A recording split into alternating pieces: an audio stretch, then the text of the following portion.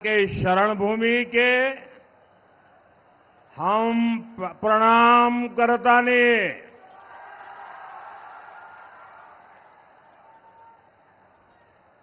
साथियों, चंपारण की इस धरती ने हर युग में इतिहास को नई दिशा दी है। यहां की मिट्टी में जन्मे राजकुमार शुक्ल और प्रजापति मिश्र का स्वतंत्रता आंदोलन में बहुत बड़ा योगदान है। यहीं पर गांधी जी को महात्मा की उपाधि मिली थी।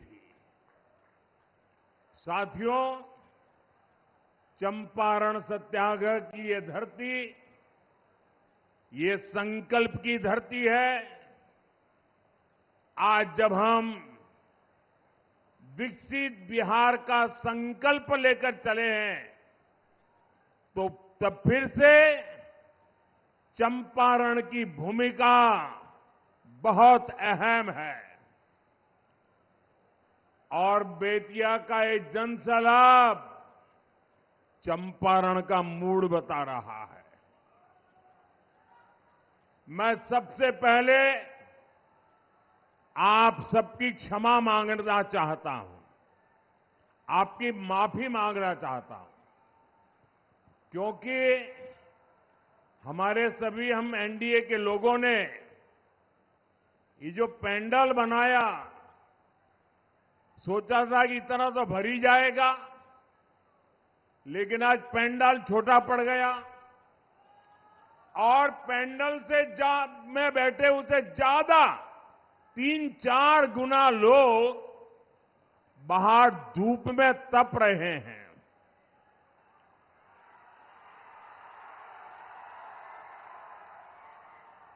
जो लोग धूप में तप रहे हैं, मैं उनसे क्षमा मांगता हूं कि हमारी व्यवस्था कम पड़ गई, हमारा पेंडल छोटा पड़ गया, और उस कमी के लिए मैं आपकी माफी मांगता हूं। लेकिन मैं ये जो धूप में तप रहे हैं ना, उनको आज वादा करता हूं कि मैं आपकी तपस्या बेकार नहीं जाने दूंगा।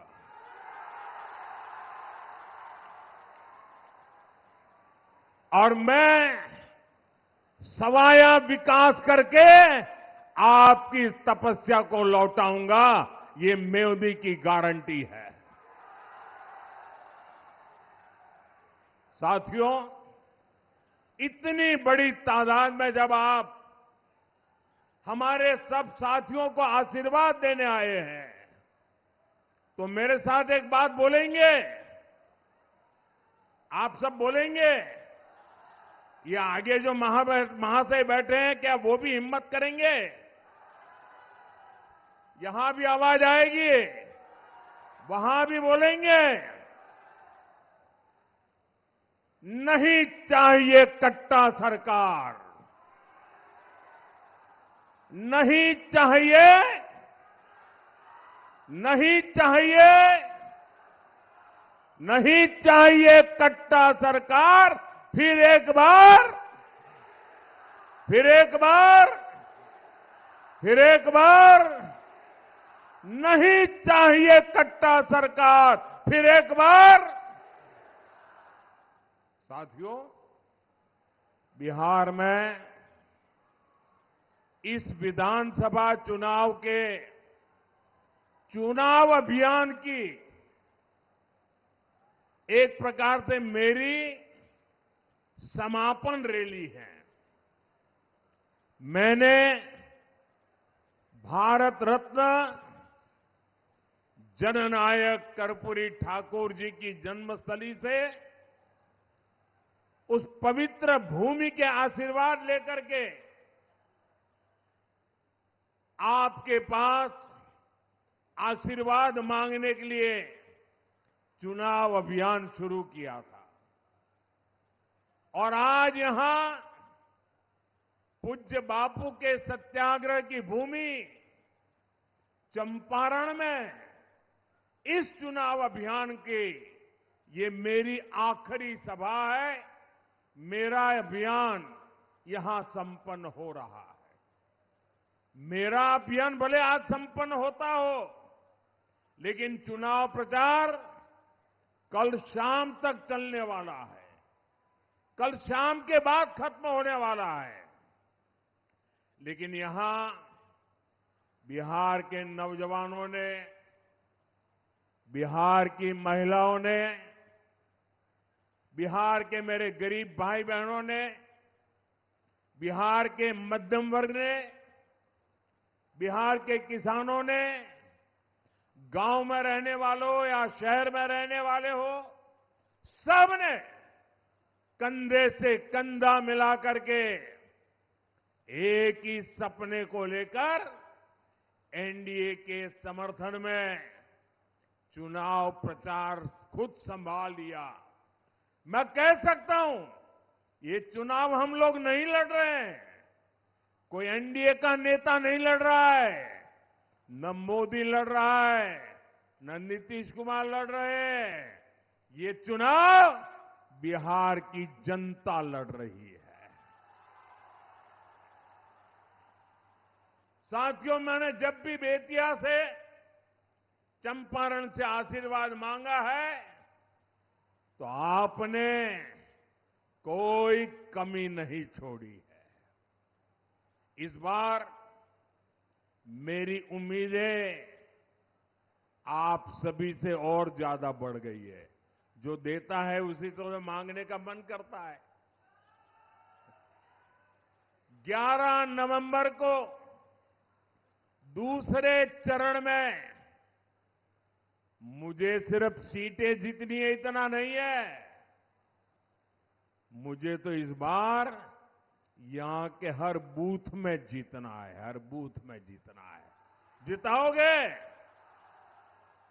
बूथ में जिताने की ताकत आपकी है।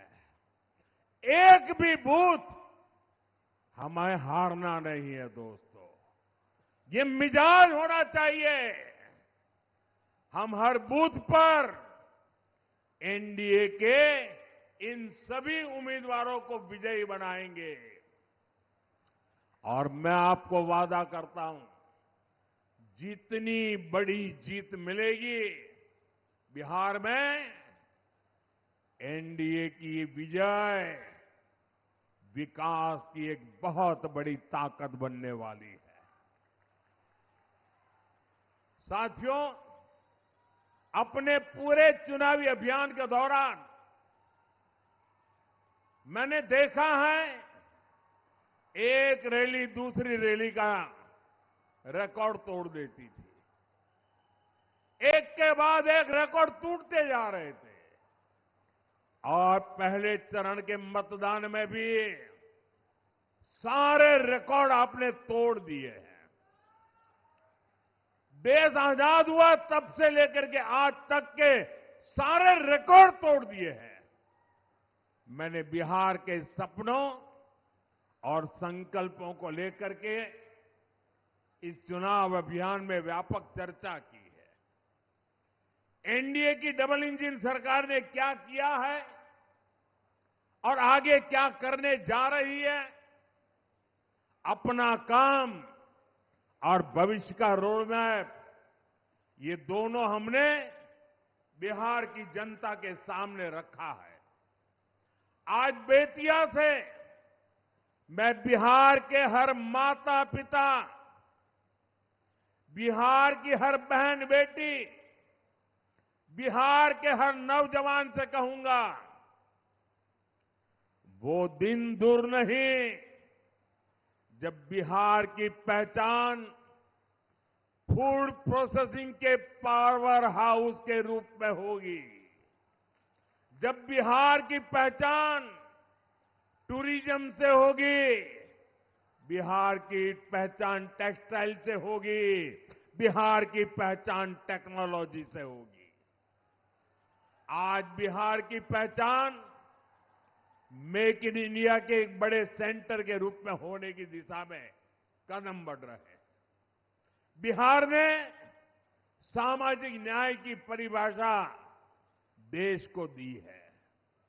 अब बिहार समृद्ध भारत का, विकसित भारत का नया उदाहरण बनेगा। इसके लिए मैं आज बेतिया का, चंपारण का, आप सबका, मेरे साथियों के लिए आशीर्वाद मांगने के लिए आया हूं। साथियों, बेतिया ने, चंपारण ने आरजेडी कांग्रेस के जंगल राज का सबसे डरावना रूप देखा है। जंगल राज वालों ने सत्याग्रह की इस पुण्य भूमि को लठेतों और डकैतों का गढ़ बना दिया था। आए दिन यहां हत्याकांड होते थे। बहनों बेटियों का घर से बाहर निकलना मुश्किल था। साथियों, ये सारी बातें मैं आपको इसलिए याद दिला रहा हूं क्योंकि जहां कानून का राज खत्म होता है, वहां सबसे पहले गरीब, वंचित, पीड़ित बेहाल होता है। जहां कट्टे और रंगदारी का राज चलता है, वहां नौजवानों के सपने दम तोड़ देते हैं। जहां गुंडा राज होता है, वहां दुकानदारी चौपट हो जाती है, व्यापार कारोबार ठप पड़ जाता है। साथियों, आपने नीतीश जी के नेतृत्व में एनडीए का सुशासन देखा है, आपने शांति देखी है, बिहार के लोगों ने सुकून पाया है। लेकिन इसको जंगल राज से बचाए रखना, ये हम सबकी जिम्मेदारी है। बिहार को तो अभी विकास की नई नई ऊंचाइयों पर हमें पहुंचाना है। और इसलिए मेरे उत्साही नौजवानों, मेरे जोश से भरे नौजवानों, मेरे साथ बोलिए, एक साथ बोलिए, नहीं चाहिए कट्टा सरकार, नहीं चाहिए कट्टा सरकार, नहीं चाहिए कट्टा सरकार। फिर एक बार एनडीए सरकार, फिर एक बार एनडीए सरकार। साथियों, आप आरजेडी के नेताओं के इरादे देख रहे हैं। मैं आरजेडी की रैली का एक वीडियो देख रहा था। उसमें मीडिया वाले एक बच्चे से सवाल पूछते हैं और उस बच्चे को पूछा कि बेटा तुम लालटेन वालों की रैली में क्यों आया है? छोटा सा बच्चा लालटेन वालों की रैली में आया है और जब पत्रकार उसको पूछते हैं तो छोटा सा बच्चा भी बड़ा माथा ऊंचा करके कह रहा है कि आरजेडी सरकार रंगदार बनाती है और वो बच्चा कहता है मैं खुद रंगदार बनना चाहता हूं। भाइयों बहनों, ये 15-20 साल पहले की बात नहीं है, ये इसी चुनाव के वीडियो की मैं बात कर रहा हूं।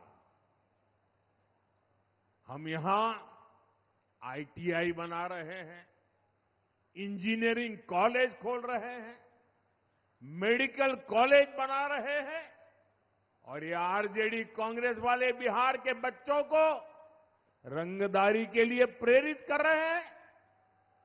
साथियों, ये चुनाव सिर्फ आरजेडी कांग्रेस की पराजय तक सीमित नहीं रहने चाहिए।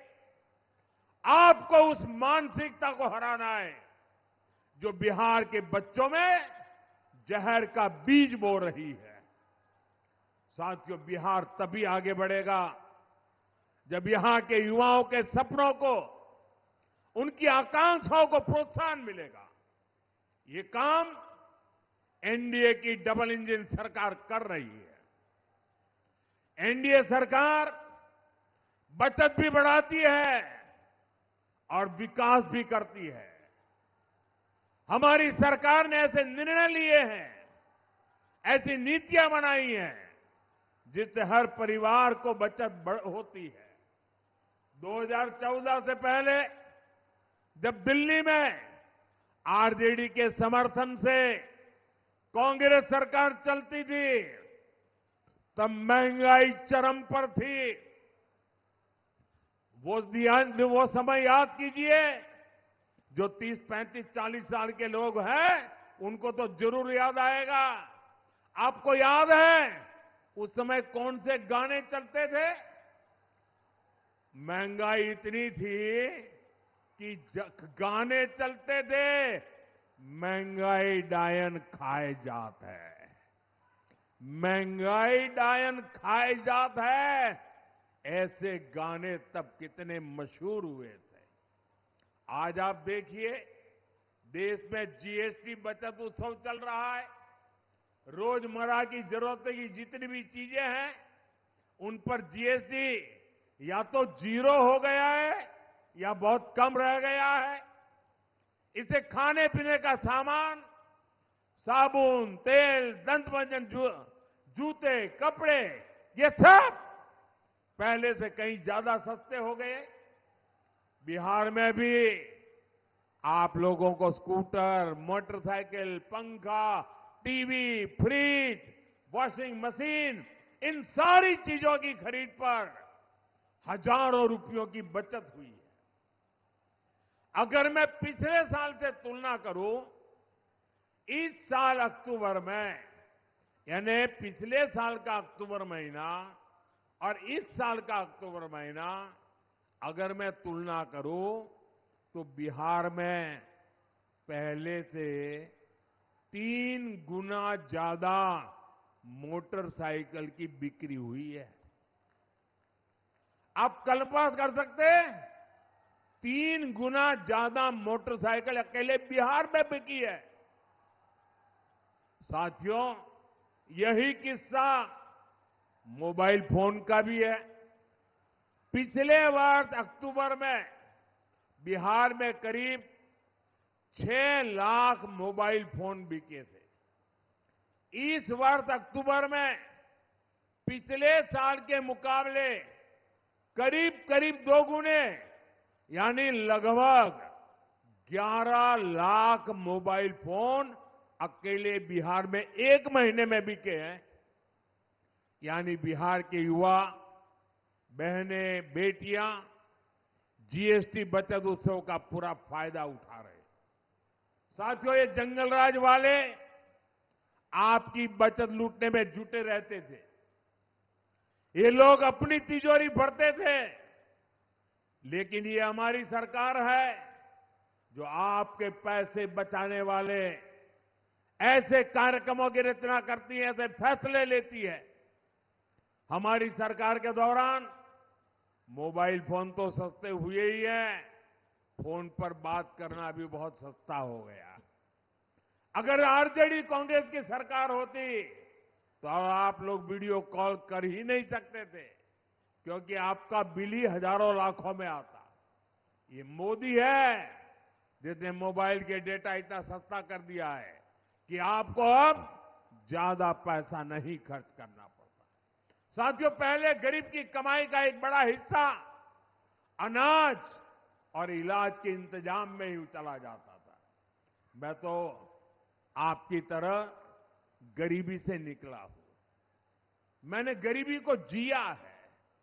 गरीबी क्या है वो मुझे किताबों में नहीं पढ़ना पड़ता है, टीवी में नहीं देखना होता है।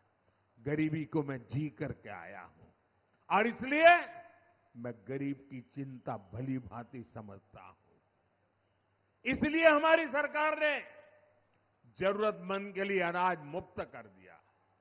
और गरीबों के लिए, बुजुर्गों के लिए इलाज भी मुफ्त कर दिया।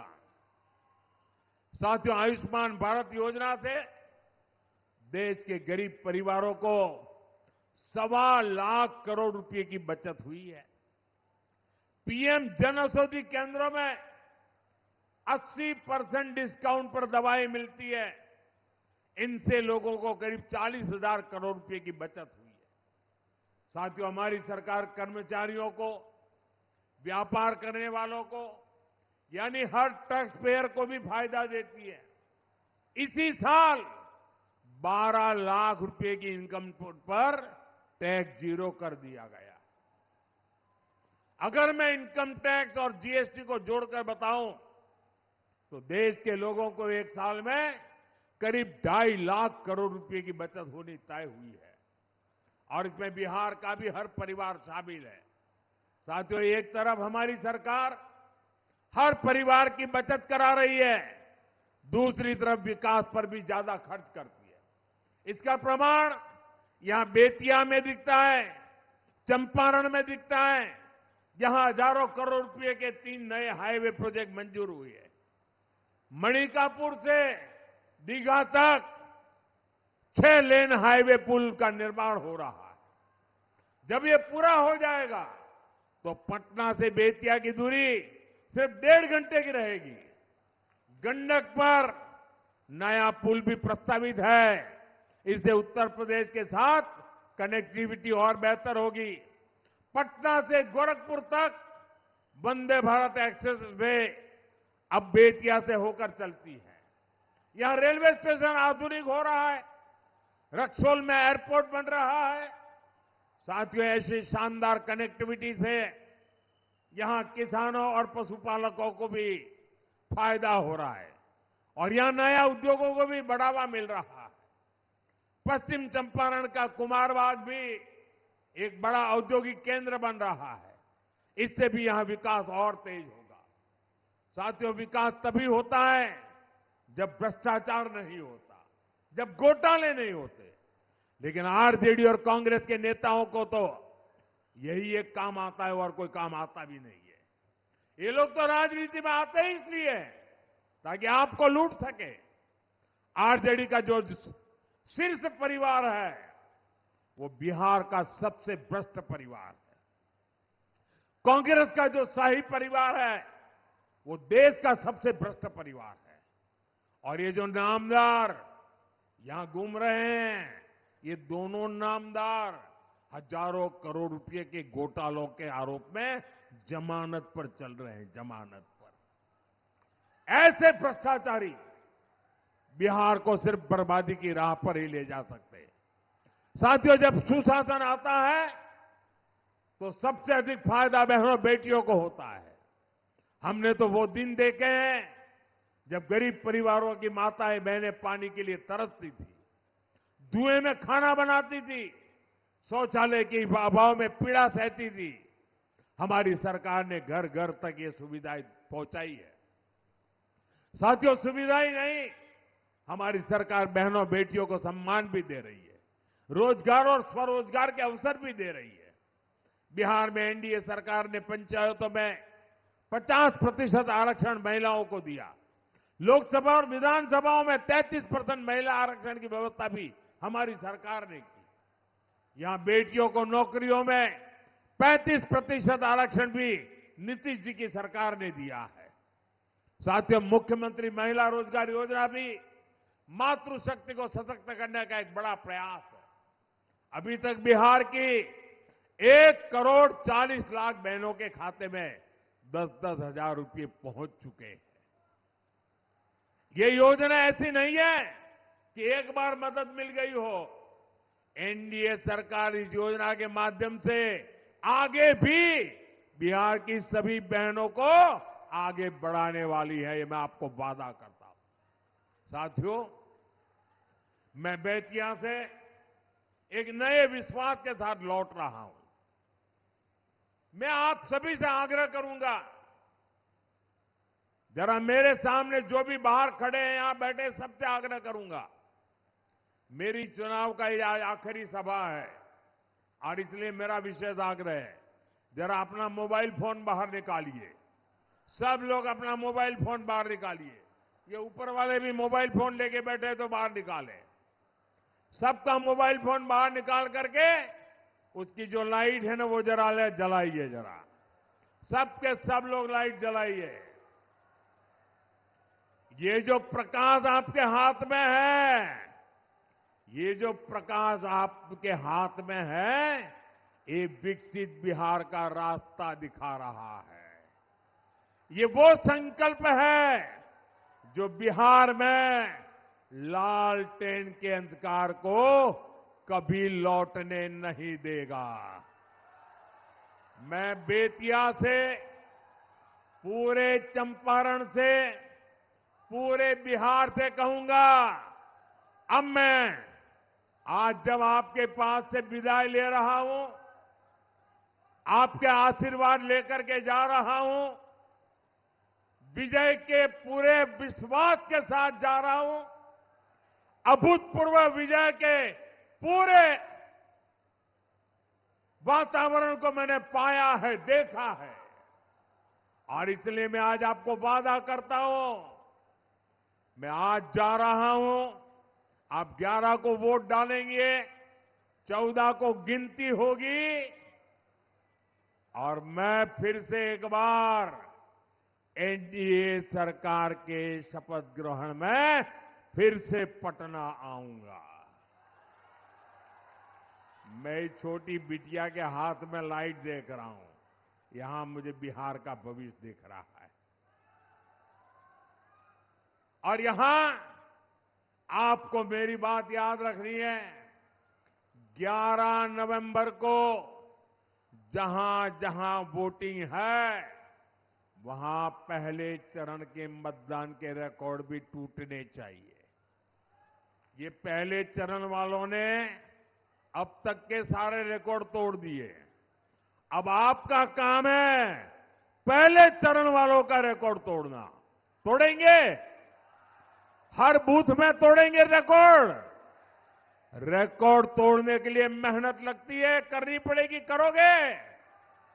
माताओं, बहनों, नौजवान साथियों, आपको विशेष रूप से नेतृत्व करना है।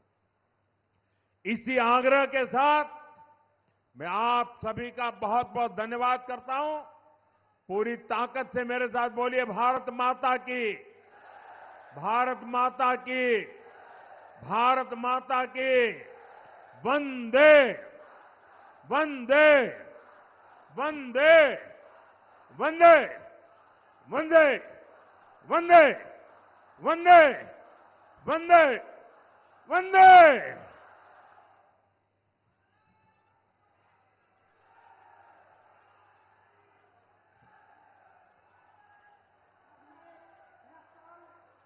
के जिला अध्यक्ष अशोक पांडे जी से आग्रह करती हूं कि धन्यवाद ज्ञापित करें।